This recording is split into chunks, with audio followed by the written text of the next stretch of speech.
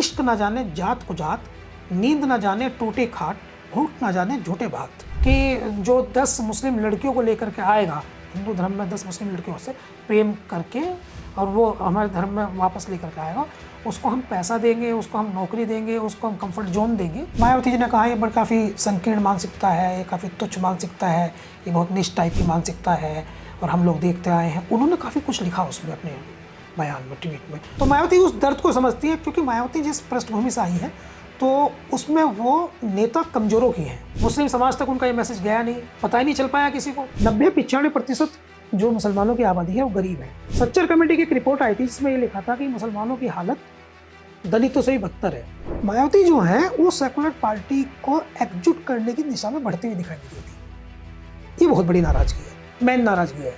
तो उनका लगता है कि ये जानबूझ करके। नमस्कार, आपका बहुत स्वागत है। मैं इरम शेख और आप देख रहे हैं इनकलाब हिंदी। आज इस एपिसोड में हम उत्तर प्रदेश की राजनीति पर चर्चा करेंगे। पिछले 7 दिनों से उत्तर प्रदेश की राजनीति में बहुत चाल आया हुआ और इसके पीछे की वजह है 4 बार की मुख्यमंत्री मायावती। जिस तरीके से उन्होंने हाल ही के दिनों में अपने एक्शन से ये जाहिर किया है कि वो मुस्लिम समुदाय को अट्रैक्ट करने में लगी हुई हैं। उनके हालिया बयान को देखें या ट्वीट्स को देखें, इससे साफ पता चलता है कि वो एक कम्युनिटी को अट्रैक्ट करने में लगी हुई है।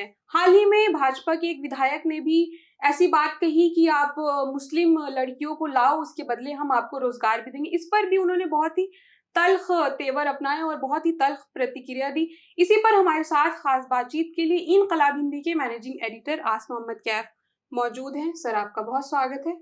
बहुत धन्यवाद। आप ठीक हैं? जी सर, मैं भी ठीक हूँ। Very nice. सर, मेरा पहला सवाल कि देश में 2 तरीके की बातें हो रही है, एक लव जिहाद और दूसरा रिवर्स लव जिहाद। लव जिहाद के केस में ये है कि अगर एक समुदाय का बच्चा उसमें पकड़ा जाता है तो उसके खिलाफ तरह तरह के जेल भेजा जाता है, बहुत सारे के कानून लगाए जाते हैं। लेकिन वहीं अगर रिवर्स लव जिहाद की हम बात की जाए तो उस चीज को लोग प्रमोट करते नजर आ रहे हैं। इसी पर भाजपा के एक एग्जाम्पल हम देखें तो भाजपा के विधायक ने भी एक प्रतिक्रिया दी जिसमें उन्होंने कहा, लोगों से अपील की हिंदू युवाओं से कि आप मुस्लिम लड़कियों को लाएं, इसके बदले हम आपको नौकरी देंगे। इस पर उत्तर प्रदेश की पूर्व मुख्यमंत्री मायावती ने बहुत ही तीखी प्रतिक्रिया दी है। तो वो क्या है और ये जो उप विधायक का ये जो पूरा बयान है, ये क्या इसके पीछे कोई राजनीतिक मकसद है या उनके मन की बात है जो सामने आई है? देखिए इरम, आपने एक सवाल नहीं पूछा है। आपने सवाल जरूर एक बताया, लेकिन आपने एक पोटली ली, उस पोटली में से आपने कई सारी चीजें निकाल करके रख दी। और पहली चीज तो आपने उसमें से लव जिहाद, दूसरी रिवर्स लव जिहाद, फिर आपने पूर्व विधायक का बयान और फिर मायावती जी की प्रतिक्रिया, यानी आपने बहुत सारा उसमें। मैं कोशिश करूंगा कि बहुत कम समय में आपको ये चारों चीजें कलेक्ट करके इसका जवाब दे दूं। पहला प्रश्न तो ये है कि जहां तक प्रश्न है लव जिहाद और रिवर्स लव जिहाद का, तो ये दुर्भाग्य से मीडिया के गढ़े हुए शब्द हैं हमारे भाइयों बहनों के। किसी शब्दकोश में और किसी इतिहास में और कहीं किसी आइडिया में, किसी भी तरह के आइडिया में लव जिहाद और रिवर्स लव जिहाद नाम के शब्द नहीं है। लव जिहाद का अमूमन जो प्रयोग किया जाता है वो इस प्रकार से किया जाता है कि कोई हिंदू लड़की और कोई मुस्लिम लड़का अगर वो आपस में जुड़ते हैं, उनके संबंध बनते हैं, तो इसको लव जिहाद कहते हैं। और रिवर्स लव जिहाद का प्रयोग जो है वो इसलिए किया जाता है मीडिया में कि जब कोई हिंदू लड़की और मुस्लिम लड़का में आपस में रिलेशन बनते हैं तो उसे रिवर्स लव जिहाद कहा जाता है। मतलब ये एक थ्योरेटिकल है कि उसमें मुस्लिम लड़की को रिटाइलेशन जैसा है, रिवर्स इसलिए कहते हैं उसको, उल्टा। तो अभी हमने पिछले कुछ दिनों से कुछ घटनाएं ऐसी देखी हैं कि खासकर उत्तर प्रदेश में भी बहुत सारी जगहों पर, लेकिन उनमें सबसे ज्यादा बरेली में।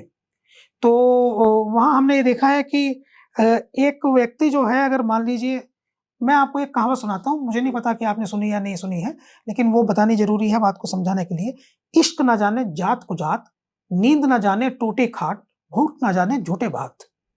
एक बड़ी मशहूर कहावत है ये कि उसमें ये इसका ये आशय है कि भाई आप लोग जो हैं वो जब आपको इश्क हो जाता है तो आप जात का डिफरेंसेस आपके लिए कोई मायने नहीं रखता, और जब आपको नींद आती है तो आप ये नहीं देखते कि आप मखमली बिस्तर पे सो रहे हैं या आप टूटी हुई खाट पे सो रहे हैं, और जब आपको भूख लगती है तो आप झूठे भात भी खा लेते हैं, तब आप ये परवाह नहीं करते कि आपको बहुत शानदार ही कोई खाना मिले। तो ये एक अवस्थाएं हैं इसको समझने के लिए। तो ये तो एक अलग थ्योरी है और इसको क्या देश कहता है, तो क्या देश का कानून कहता है, इस पर तो मैं बातचीत नहीं करना चाहता। लेकिन हाँ, जिस प्रकार से एक धर्म के अलग अलग धर्मों के प्रेमी जोड़ों के लिए कानून का विभक्तिकरण है। तो कानून तो उसमें ये कहता है कि जो एडल्ट है उसको राइट है अपनी तरह से अपनी जिंदगी जीने का, कानून तो ये कहता है। लेकिन हमने पिछले कुछ समय से देखा है कि राजनीतिकरण होने के साथ साथ सरकारों की नीति इसमें बदल गई है। जैसे उदाहरणार्थ मैंने अपनी बातचीत के प्रारंभ में बरेली की बात की थी, तो बरेली में एक कोई तो धार्मिक किस्म के व्यक्ति शंखदार कुछ करके, उनके बारे में ये है कि वो खुलेआम आते हैं, कहते हैं कि मैंने 350, 400 बड़ी-बड़ी डिजिट बताते हैं, इतनी मुस्लिम लड़कियों को हिंदू धर्म में वापसी कराई, उनकी शादी मैंने हिंदू लड़कों से करा दी। और एक दूसरी तरफ आप जाएँ, तो उसमें अक्सर अभी भी जैसे मैं देख रहा था, एक घटना कहीं की है, शामली की कहीं की चरथावल के पास की। तो उसमें एक व्यक्ति जो है वो थाने पुलिस में गए और उन्होंने जाकर के कहा कि मुसलमान लड़का जो है वो जानबूझ के उसने हिंदी लड़की को लव जिहाद के आधार पर फंसा दिया। और हम देख रहे हैं पिछले कुछ समय से वो एक दो मीडिया चैनल्स, बड़े चैनल्स जो हैं वो इस पर आधारित एक रिपोर्ट बनाते हैं, जैसे हिंदू लड़के के खिलाफ एक साजिश हो रही है और मुसलमान लड़के जो हैं उनको फंसा रहे हैं। तो ये स्टोरी है। तो अब इसका रिटाइलेशन हम ये देखने में आ रहा है पिछले कुछ समय से कि भारतीय जनता पार्टी के कुछ नेता और कुछ आरएसएस से जुड़े नेता और कुछ बजरंग दल से जुड़े नेता या उनके अनुसांगिक संगठन जो वहां से प्रेरित हैं, वो सीधे तौर पे तो नहीं कहते, लेकिन भारतीय जनता पार्टी के किसी पूर्व विधायक का ये कहना मंच पर जाकर के कि जो 10 मुस्लिम लड़कियों को लेकर के आएगा, हिंदू धर्म में 10 मुस्लिम लड़कियों से प्रेम करके और वो हमारे धर्म में वापस लेकर के आएगा, उसको हम पैसा देंगे, उसको हम नौकरी देंगे, उसको हम कंफर्ट जोन देंगे, ये काफी चिंताजनक और बहुत एक ये समझ लीजिए कि ऐसा लगता है कि जैसे आप एक समाज के ताने बाने को ध्वस्त करने का प्रयत्न कर रहे हैं। आपको मैं बता दूं कि बहुत सारी संसार भर की, मैं उस डिटेल्स में नहीं जाना चाहता, लेकिन मैं आपको बताता हूं कि भारत का इतिहास है, बल्कि दुनिया का इतिहास है, संसार भर की सारी बड़ी लड़ाइयां जो हैं वो फीमेल जेंडर को लेकर के हुई है। अगर मैं बहुत दूर नहीं जा रहा तो मुजफ्फरनगर का जो दंगा हुआ था 2013 का, तो उस दंगे में एक पंचायत की गई थी, हालांकि मैं उसमें डेप्थ में नहीं जा रहा। उस पंचायत का नाम भी ये था, बहू बेटी बचाओ पंचायत। तो ये काफी संवेदनशील मुद्दा होता है इंसान के लिए, जब से इंसान बना है, जब से ह्यूमन बीइंग है, ये उनके लिए काफी संवेदनशील मुद्दा होता है कि उनकी बहन, बेटी, बीवी, औरत को जो है वो आप अगर उन पर बुरी नजर रखते हैं तो ये बात उनको काफी उद्वेलित, उनको गुस्सा दिला सकती है और उनको लगता है कि ये हमारे आत्मसम्मान पर चोट है।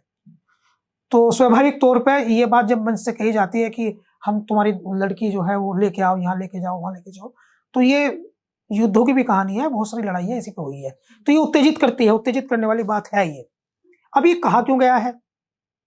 अब ये तो पूर्व विधायक क्यों बताएंगे कि ये राजनीतिक है, उन्होंने खुद से कह दिया, उनके मन के भाव में। लेकिन इस पर जो प्रतिक्रिया मायावती ने दी है, मायावती जी उत्तर प्रदेश की 4 बार की मुख्यमंत्री हैं और काफी मैच्योर पॉलिटिशियन, और मैं आपको बता दूं देश में मायावती राष्ट्रीय नेता के तौर पर सबसे बड़ी नेता है। हो सकता है आप ममता बनर्जी का जिक्र यहाँ करना चाहें या कोई एक दो नाम लेना चाहें, लेकिन जेन्युइनली बात यह है कि वोटिंग परसेंटेज के हिसाब से, कद के हिसाब से, 4 बार के सीएम के हिसाब से और एक बड़ी पार्टी के राष्ट्रीय अध्यक्ष होने के नाते मायावती देश की सबसे बड़ी महिला नेत्री है। उनका बोलना जरूरी था। भाई महिलाओं के उत्पीड़न में सीधे तौर पर ये महिलाओं को लेकर टिप्पणी है, तो महिलाओं को लेकर की गई टिप्पणी पर बोलना तो पुरुषों को भी चाहिए, लेकिन अगर महिला नेत्री है तो उनको जरूरी बोलना चाहिए।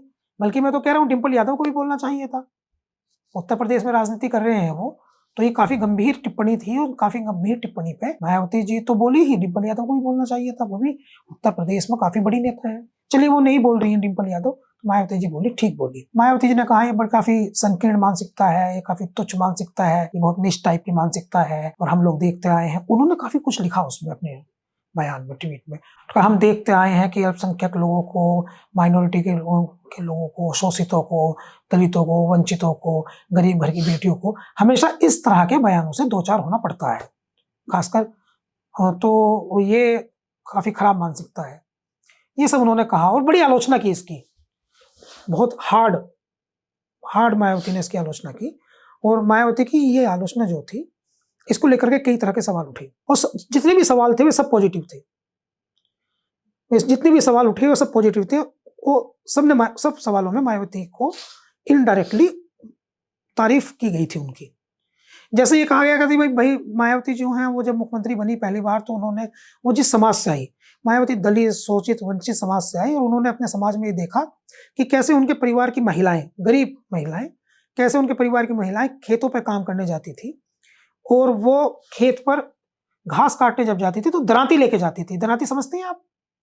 घास काटने के लिए वो एक छोटे-छोटे उसमें दाने होते हैं, वो दराती लेके जाती थी नोकीली, और वो दराती पे अपनी पकड़ इतनी मजबूत टाइट रखती थी, जितना आजकल लड़कियाँ आप देखती हैं कि वो अपने हाथ में फ़ोन मजबूत पकड़ के रखती है ना, फ़ोन में इमरजेंसी होता है, वो पुलिस का नंबर उनको पता होता है, कोई खतरा होगा तो तुरंत वो फ़ोन से सब मैनेज कर सकती हैं। कहीं हैं, अकेलेपन में हैं, अंधेरे में हैं, कहीं हैं, उनको डर लगता है तो फ़ोन अब उनका हथियार है। तो फ़ोन से वो तुरंत जो है वो अपने लोगों को अलर्ट कर सकती है, इमरजेंसी नंबर भी लगा के रखती है।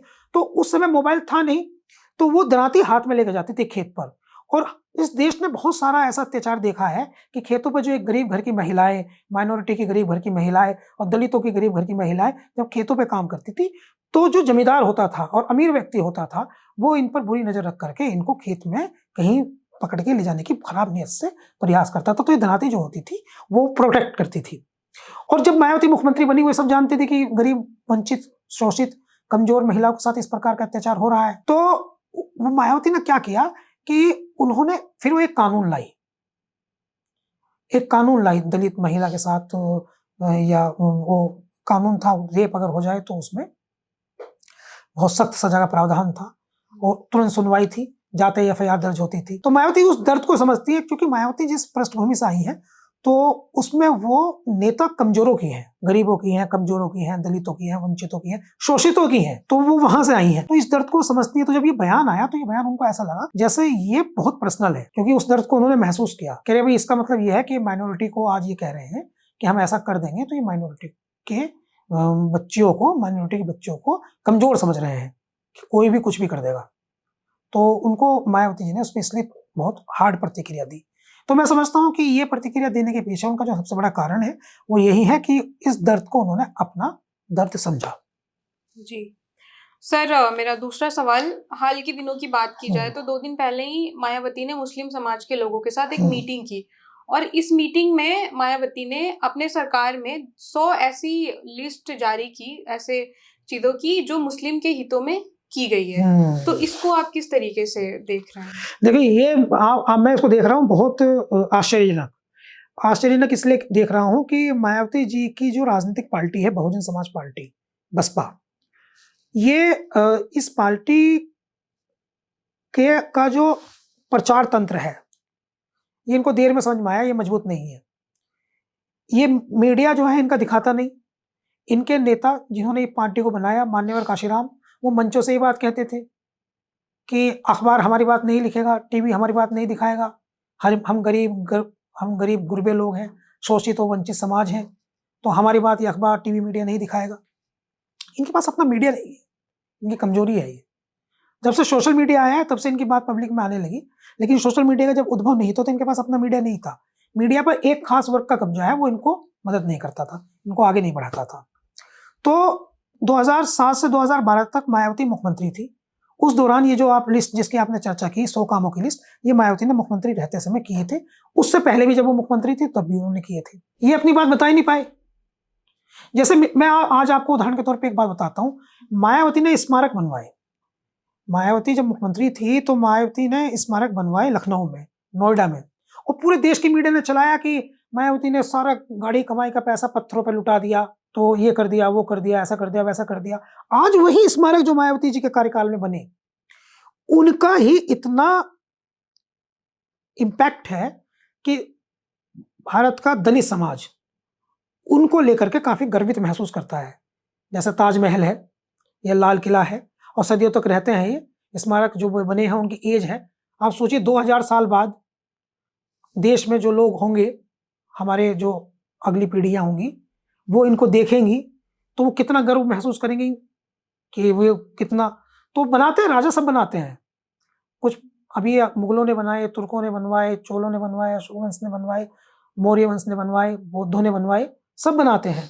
इसी तरह के उन्होंने स्मारक बनवाए, महापुरुषों को याद किया, अपने महापुरुषों को याद किया, तो लेकिन इसका नेगेटिव प्रचार कर पाए, पॉजिटिव नहीं हो पाया।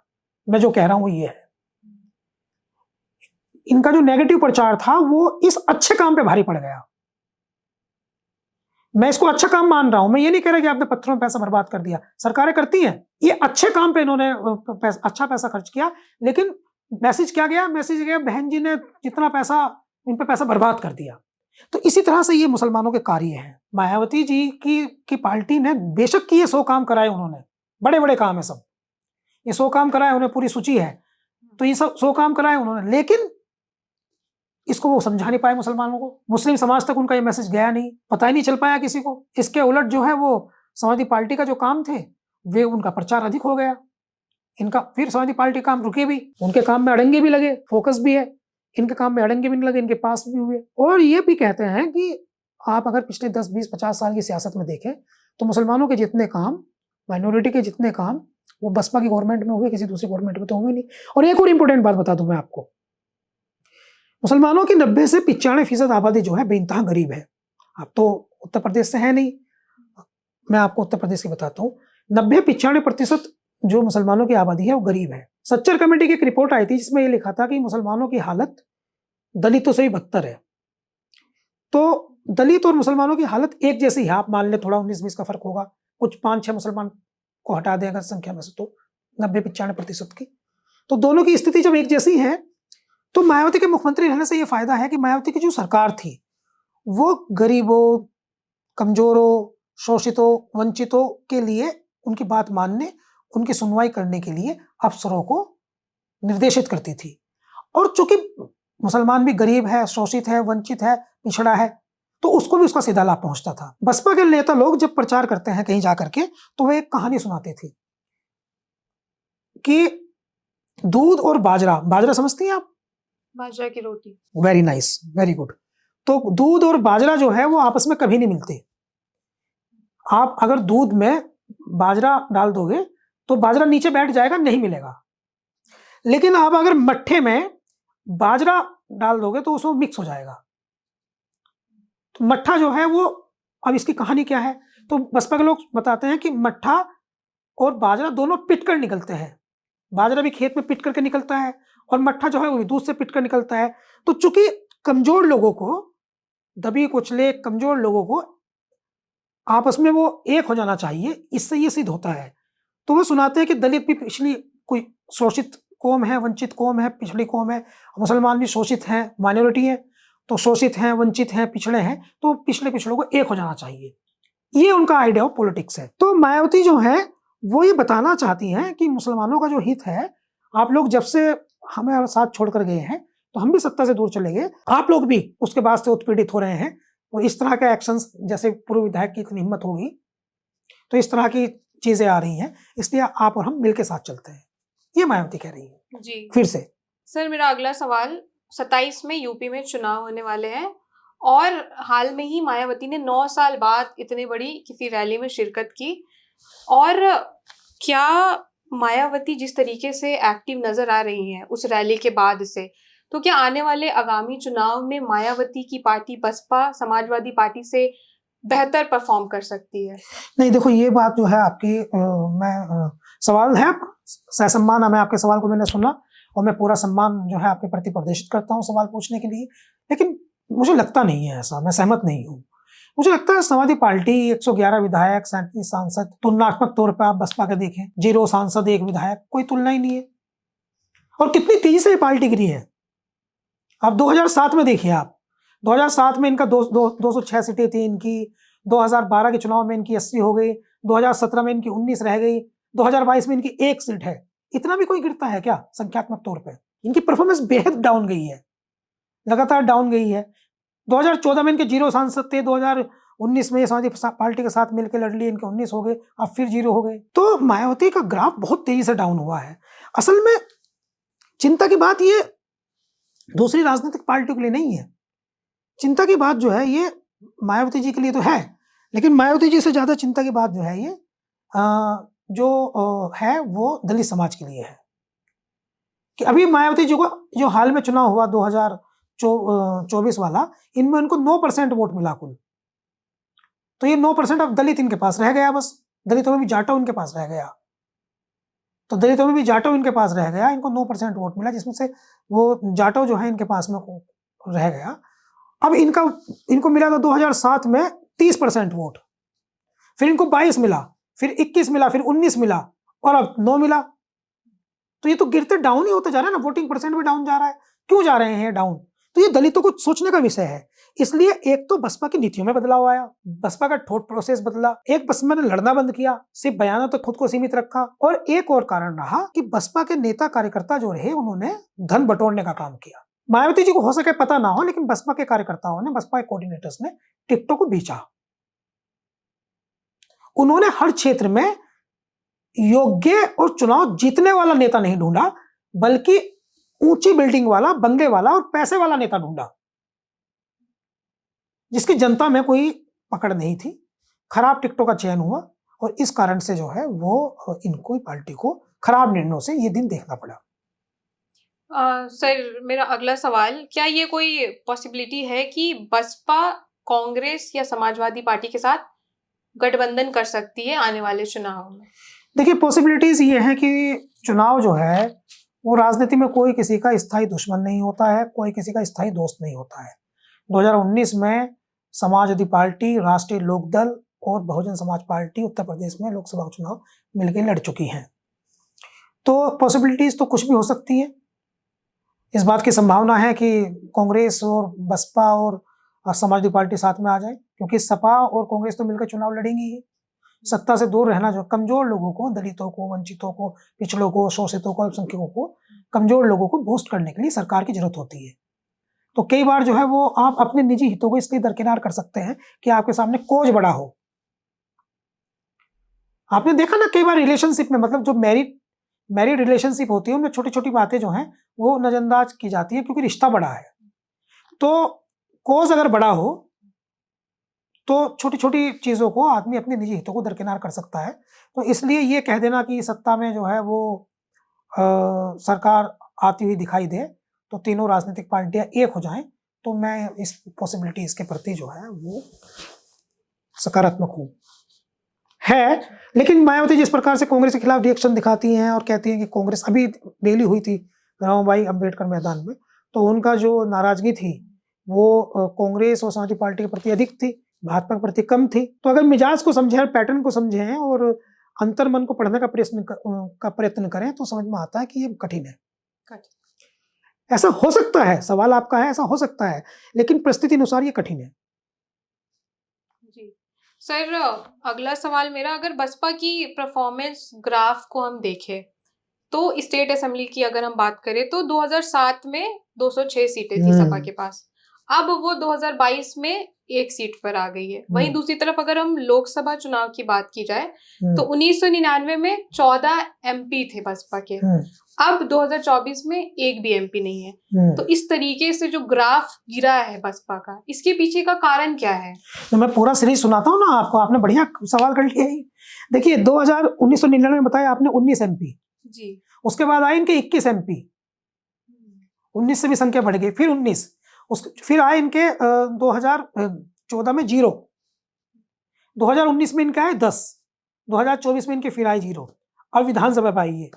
2007 में इनके थे 206 विधायक, 2012 में इनके थे 80 विधायक, 2017 में थे इनके 19 विधायक, और 2022 के विधानसभा चुनाव में उत्तर प्रदेश में इनके पास विधायक आया 1, उमा शंकर सिंह रसड़ा से। और जो विधायक इनके पास आया वो इतना मजबूत विधायक है कि ये उसको ना लड़ाते तो तब भी जीत जाता। वो इतना लोकप्रिय विधायक है, 10,000 लोगों को अपने क्षेत्र के अपने खर्चे पर गाड़ी लगा करके वो तीर्थ यात्रा के लिए भेज चुका है। तो इतना बढ़िया विधायक है, मतलब कामकाजी विधायक है, जनता में काफी लोकप्रियता है। वो इनके दम पर कम जीता है, अपने दम पर ज्यादा जीता है। वोटिंग परसेंटेज इनका देखिए, 2007 में इनका वोटिंग परसेंटेज था 30, उसके बाद इनका हुआ 22, फिर हुआ 20, फिर गया 13, और अब इनको 2024 में मिला 9। तो लगातार डाउन जाता चला गया। तो ये तो इनको समझने की जरूरत है ना कि ये कैसे राजनीति कर रहे हैं। अब एक नई स्थिति है। अभी नए नेता है चंद्रशेखर आजाद समाज पार्टी के, अब इनका जो कार्यकर्ता है वो उसकी तरफ शिफ्ट हो रहा है, चंद्रशेखर बढ़ रहा है। अभी मीरापुर विधानसभा के बाई इलेक्शन में चंद्रशेखर के पार्टी के प्रत्याशी को वोट मिली 22,000, इनके प्रत्याशी को मिली 2,000। कुंदर की में चंद्रशेखर की पार्टी के प्रत्याशी को इनसे ज्यादा मिली, उन्हें कम मिली। अब एक नई चिंता इनके सामने पैदा हो गई है। तो हालिया जो स्थिति है वो ये है कि गंभीरता की आवश्यकता तो है। आकाश आनंद इनकी पार्टी के उत्तराधिकारी हैं, बहुत पसंद कर रहे हैं शुरू में कर रहे थे, फिर इन्होंने कभी हटाया, कभी लगाया, कभी हटाया, कभी लगाया। राजनीति में मैसेज चला गया कि कंफ्यूजन है। कुछ लोग ये भी कहते हैं कि इनका रिमोट कहीं और से चल रहा है। तो इश्यूज तो हैं, लेकिन आज ये भी लोग हैं जो याद करते हैं कि 2007 से 2012 का जो मायावती का मुख्यमंत्री का कार्यकाल था उत्तर प्रदेश का, वो बहुत बेहतरीन कार्यकाल था। गरीब लोगों के लिए, वंचितों के लिए, शोषितों के लिए, पिछड़ों के लिए, अल्पसंख्यकों के लिए वो स्वर्णिम युग था। सुनवाई होती थी इनकी। टूटी चप्पल में अगर आदमी कचहरी चला गया, टूटी चप्पल में तहसील चला गया, टूटी चप्पल में थानेदार के पास चला गया, तो पहले गरीब आदमी की सुनवाई होती थी। पैबंद लगे हुए, कुर्ता खराब, एक कुर्ता एक व्यक्ति ने 10 दिन से पहन रखा है, एक पजामा एक व्यक्ति ने 10 दिन से पहन रखा है, आईजी लेवल के अधिकारी के पास चला गया। आज तो ब्रांड पढ़े जाते हैं। आज अगर कोई कहीं जाए, अधिकारी जो हैं वो किसी के पास फरियाद लेकर जाएं तो बहुत मुश्किल है मिलना। आज की जो सरकारें हैं उनमें अधिकारियों का पब्लिक डीलिंग कम है। मायावती के दौर में अगर कहीं ये पता चल गया कि मायावती मुख्यमंत्री थी उस समय कि बहन जी आने वाली हैं, तो मैंने खुद देखा है रात को 12-12 बजे सड़कें साफ कराते हुए कलेक्टर को, कह रहे बहन जी आ रही है। क्या रुतबा और रुआब था। हम लोग तरस गए देखने के लिए। किसी सीएम का नहीं है, किसी सीएम का नहीं है। तो मायावती का जो कार्यकाल था वो गोल्डन पीरियड था गरीबों के लिए। इसमें कोई वो नहीं है एक्सक्यूजेस। जी सर, मेरा आखिरी सवाल, मुसलमानों का बसपा पे ट्रस्ट क्यों नहीं बन पा रहा है, जबकि मायावती पूरी कोशिश कर रही हैं उनका वोट लेने में। उनके हालिया कुछ एक्शंस की भी बात की जाए, लेकिन फिर भी मुस्लिम उन पे ट्रस्ट नहीं कर पा रहा है। पिछले विधानसभा में तो उन्होंने 100 सीटें मुस्लिम्स को दी थी, उसके बाद भी क्या वजह है इसकी? देखिए, बहुत सारे लोग ये कहते हैं कि भाई मायावती पर मुसलमानों का ट्रस्ट इसलिए नहीं है क्योंकि उन्होंने बीजेपी के साथ जाकर के सरकार बनाई थी। तो बीजेपी के साथ जाकर सरकार बनाई थी उन्होंने 90 के दशक में, लेकिन 2007 से 2012 तक तो वो मुख्यमंत्री रही ना, उस समय तो मुसलमानों ने उनको वोट दी। तो इसलिए ये वाली बात जो कि बीजेपी के साथ जाकर सरकार बनाई, वो तो राजनीतिक बात है। मैं समझता हूँ मुसलमानों को उनका ट्रस्ट इसलिए नहीं, मुसलमानों को उन पर ट्रस्ट इसलिए नहीं बन पा रहा है क्योंकि वो मुस्लिम इश्यूज पर उन्होंने एक पैटर्न अपनाया हुआ है। और वो पैटर्न ये है कि वो बहुत ज्यादा बोलती नहीं है, ट्वीट कर देती है, बहुत ज्यादा आंदोलन नहीं करती, उनके लिए खड़ी नहीं होती। जो उनका नेचर ऑफ पॉलिटिक्स है उसमें इसकी दिक्कत है। हालांकि आप ये सवाल कर सकती हैं बीच में कि भाई अखिलेश यादव की पार्टी ऐसा क्या लड़ाई लड़ रही है। आजम खान साहब के बारे में उन्होंने बहुत ज्यादा नहीं किया, उनके बहुत सारे विधायक चले गए जेल, उनके बहुत सारे सांसद चले गए, बहुत सारे नेता चले गए साथ। लेकिन मायावती जी जो है उनका चुप रहना, जैसे हाल के दिनों में रमाबाई अम्बेडकर मैदान में रैली की, उसमें उनका टारगेट कौन होना चाहिए था? उनका टारगेट बीजेपी होनी चाहिए थी अगर मुसलमानों को इंप्रेस करना था तो। लेकिन उनका टारगेट जो था वो कांग्रेस रही, उनका टारगेट जो था वो समाजवादी पार्टी रही। एक और बड़ा कारण है इसका ट्रस्ट ना करने का, मुस्लिम्स ये चाहता है कि उनका जो वोट है वो एकजुट रहे, बटे नहीं। और वो ये चाहता है कि भारतीय जनता पार्टी, जो अब मोस्टली मुस्लिम्स का है, कि भारतीय जनता पार्टी जो है वो उनके हितार्थ काम नहीं कर रही है और वो देश के कॉन्स्टिट्यूशन के प्रति नहीं बल्कि देश को जो है वो माइनॉरिटी के प्रति उनका नकारात्मक है। तो मुस्लिम्स ये चाहता है कि जो सेकुलर पार्टियां हैं वो एकजुट हों। मायावती जो है वो सेकुलर पार्टी को एकजुट करने की दिशा में बढ़ती हुई दिखाई नहीं देती। ये बहुत बड़ी नाराजगी है, मेन नाराजगी है। तो उनका लगता है कि ये जानबूझ करके पार्टी जो है इनकी मदद करती है और इनडायरेक्ट वे में उनके एजेंडे पे काम करती है। तो ये मान लो ये गलतफहमी है तो समाज में जाकर के समझा के दूर करें, उनके कार्यकर्ता दूर करें। हाँ, ट्रस्ट कमजोर है, एग्री विद यू, ट्रस्ट बनाना पड़ेगा। ये जो मायावती ने किया है पिछले 4-5 दिन में, इससे मुस्लिम समुदाय में काफी तारीफ हो रही है। इस तरह से उनको करना चाहिए तो ट्रस्ट हो सकता है मजबूत हो जाए। 27 में भी समय है। जी जी सर, आपका बहुत धन्यवाद। आपसे कल फिर मुलाकात होगी नए एपिसोड के साथ। धन्यवाद।